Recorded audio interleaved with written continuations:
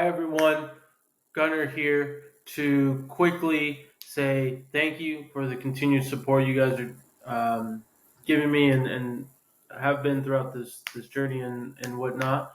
But if you haven't supported yet, please go subscribe to the channel. That will benefit you as you'll get notifications and it benefit myself as well. Um, but I hope you guys enjoy the Transfer Portal series. Here we go. All right, welcome to another episode of our Transfer Portal series here, episode 2. Real quick, your host here, G-Man G Blazin, and just a quick little rundown of this series. So we're doing 2 teams every episode. We go over some of the players that they got, talk about the totals in terms of what they got, compare between 1 and 247. Give my thoughts. Use the 247 and 1 rankings to kind of guide me on what teams to go over first, and go from there and cascade it down. So very very excited. First episode dropped on Wednesday. If you guys have not seen that, please go check that out, as it's our first episode. So let's get into it. As you're already seeing, guys, we are going to be talking about Louisville, the first team of this episode 2. And I gotta say, Louisville's got a very very solid class. They brought in 26 players. A lot of them, they definitely needed to upgrade that roster, in my opinion. 247 has them as the 6th best transfer portal class, and 1 has them at 1. So 1 thinks very highly of them. I know 1 also kind of looks at it from a who's leaving, who's ongoing type of thing as well. I think 247 is just mainly looking at ongoing in terms of how they rank. But yeah, trenches all the way around, especially on the offensive side. They had 6 offensive linemen. They had some DBs. Again, some linebackers, trench guys on the defensive side, and a few tight ends, which we'll go over. So that is kind of where we're at with Louisville. And really the first guy I wanted to really touch up on is Penny Boone, a running back from Toledo. This guy has obviously committed, as you can see, to Louisville. And, I'm very impressed with his stats and what I'm seeing. Over 300 carries so far in his career. He has 0 fumbles. Just last year alone, he had 15 touchdowns. And I think this is really what Louisville continues to need and is have a solid run game. That's something that they were very good at last year, and so making sure that continues is a big thing, I would assume, for them. Next one, Tyler Barron, I believe. Barron, edge player from Tennessee. He's going to Louisville. This guy actually, from my understanding, was recently committed to Ole Miss before this, and then flipped, quote unquote, to Louisville. And I gotta say, 13 and a half career sacks. Guy is productive. He's going to stay productive, I think, in this defense, and this is a big plus for them.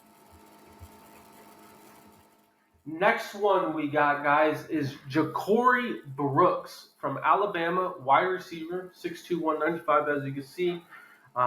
He's got 10 career TDs. He's still somewhat young in a sense, but for some reason last year he couldn't get into rotation last year, where it slowly went downhill. Maybe just things weren't going his way, right? But I think this is where they need more weapons, Louisville. From what I remember when they played USC in the bowl game, I don't think any of the wide receivers I was, scared of or worried about or whatnot, right? It was really just that running back. So I think this is a big plus for them. Next one we got is Colin Lacey, if that's how you say his first name right. Apologies if I'm not. Another wide receiver. He's actually from South Alabama. This guy's got 13 career touchdowns, and just last year he had over 1,300 yards. A very shifty receiver. This man's going to dominate in the slot, and I think this guy's going to be a huge plus in my opinion compared to a Ja'Cory Brooks or even whoever they have.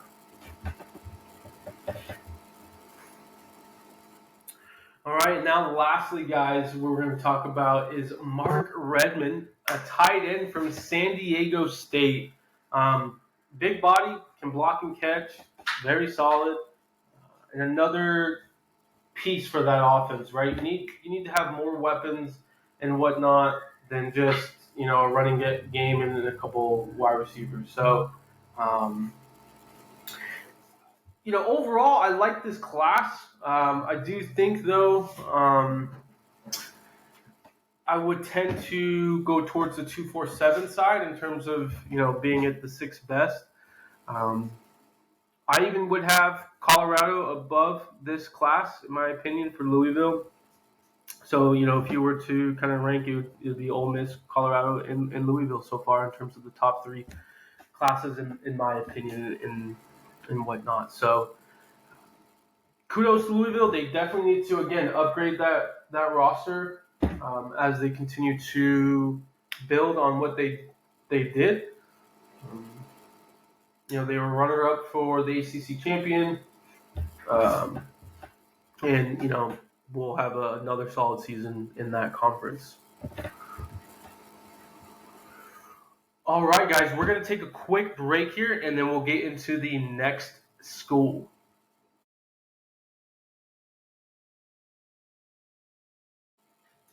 All right, guys, we are back with our second school, and as you can see, it's going to be Florida State. So we're going to be talking about Florida State and their portal class. And I got to be honest, I don't want to tip my hand here, but I am impressed in terms of the high talent players they've got. They've got some impact players. You'll kind of see a theme here where most of them just couldn't get in rotation, couldn't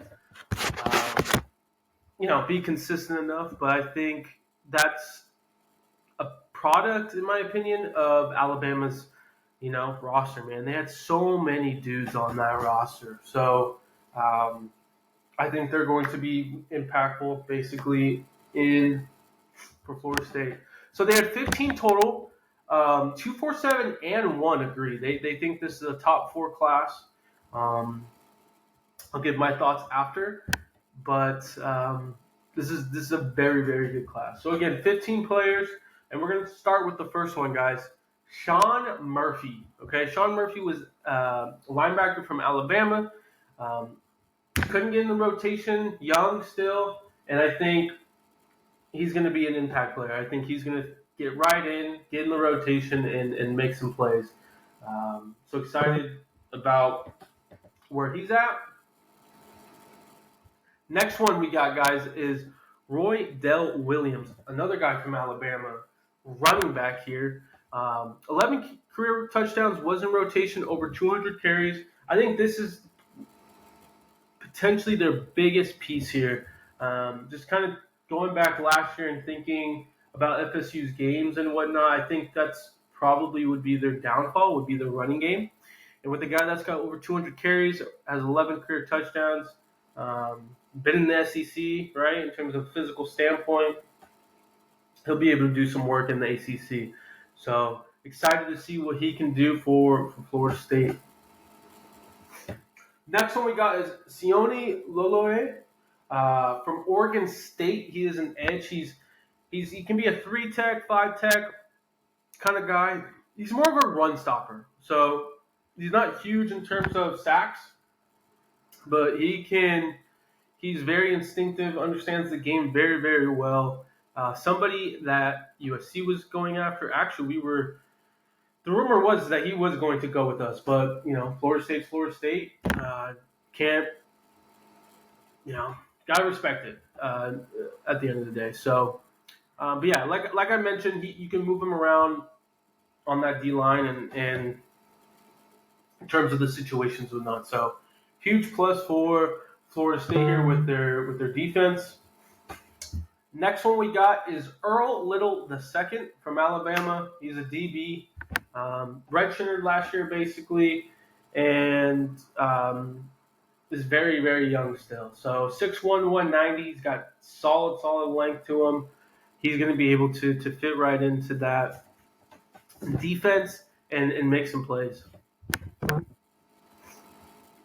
Next one we got, guys, is Terrence Ferguson. So we have he's an interior lineman. Probably can play most likely guard, maybe center. I would assume guard though. And he's from Alabama again. That's kind of been the theme. He's still young, has years of eligibility. Just didn't really see time, guys. From Georgia, as you can see. So excited to see. He's probably maybe my biggest question mark out of all these guys.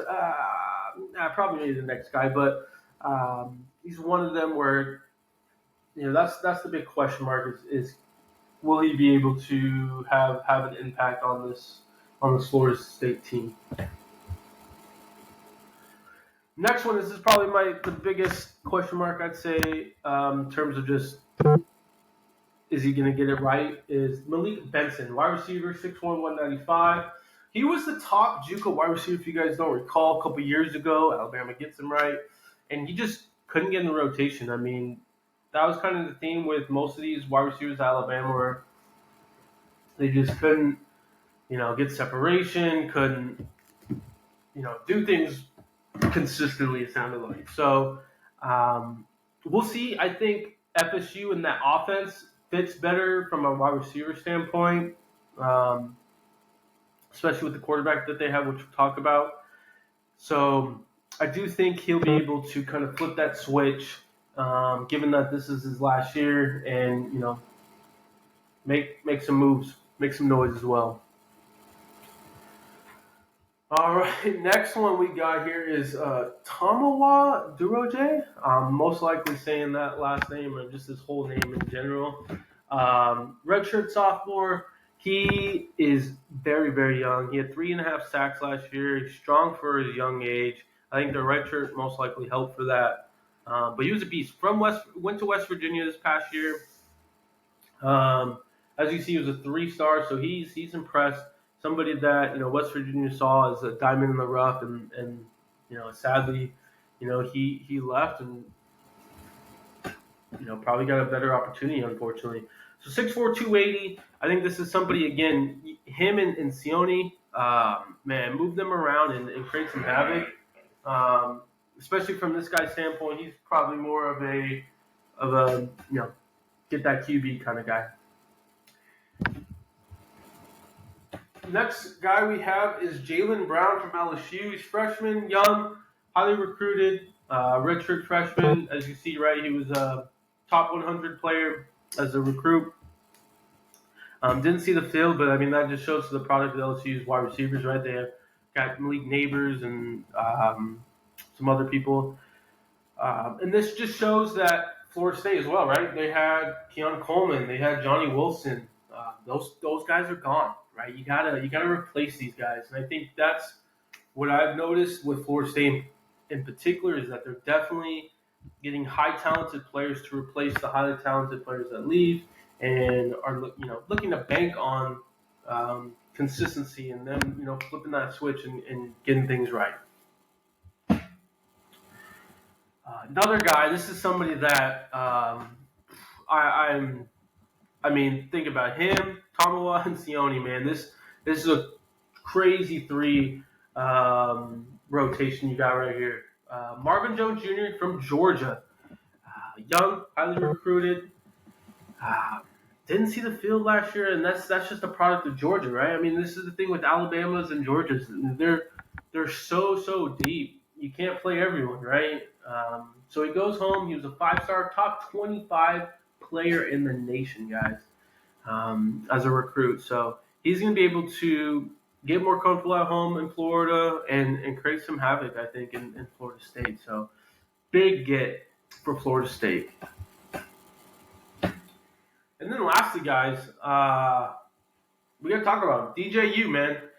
He, after looking at his stats and what, especially these last 2 years, I'm actually pretty impressed with him, man. I know he comes in after Trevor Lawrence. I think he was hurt or something, right? Got suspended for something, I forget. Maybe it was the COVID. I don't even remember. But he comes in right that Notre Dame game. He kind of goes off.